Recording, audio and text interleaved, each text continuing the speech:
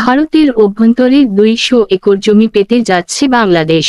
কুষ্টিয়ার দৌলতপুর সীমান্তে পদ্মায় ভাঙনের পর ভারতের দখলে থাকা 200 একর জমি ফেরত পেতে যাচ্ছেন বাংলাদেশের জমির মালিকরা। রোববার 15 সেপ্টেম্বর কুষ্টিয়া সীমান্তে বর্ডার গার্ড বাংলাদেশ বিজিবির এবং ভারতীয় সীমান্তরক্ষী বাহিনী বিএসএফ ব্যাটালিয়ন কমান্ডার পর্যায়ে বৈঠক অনুষ্ঠিত হয়। ওই বৈঠকে বিবদমান ওই জমি নিয়ে আলোচনা হয়। এতে সিদ্ধান্ত নেওয়া হয় ওই জমি পুনরায় জরিপ করে মালিকানা প্রকৃত মালিকদের বুঝিয়ে দেয়া হবে। সাক্ষাতে উভয় দেশের ব্যাটালিয়ন কমান্ডার বিজিবির বিএসএফ এর মধ্যে বন্ধুত্বপূর্ণ সুসম্পর্ক এবং সহযোগিতার মনোভাব বজায় রেখে সীমান্ত সংশ্লিষ্ট গুরুত্বপূর্ণ বিষয় নিয়ে আলোচনা করা হয়।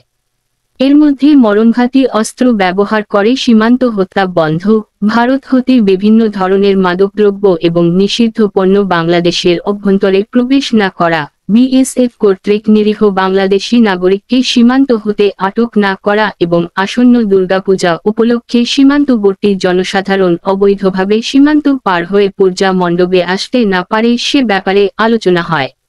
সৌজন্য সাক্ষাতে বিজিবির পক্ষে নেতৃত্ব দেন বর্ডার গার্ড বাংলাদেশ 47 বিজিবির অধিনায়ক লেফটেন্যান্ট কর্নেল মোহাম্মদ মাহবুব মুর্শেদ রহমান। অপরদিকে বিএসএফ এর পক্ষে নেতৃত্ব দেন ভারতীয় সীমান্তরক্ষী বাহিনী বিএসএফ এর 146 ব্যাটালিয়ন কমান্ড্যান্ট বিক্রম দেব সিং।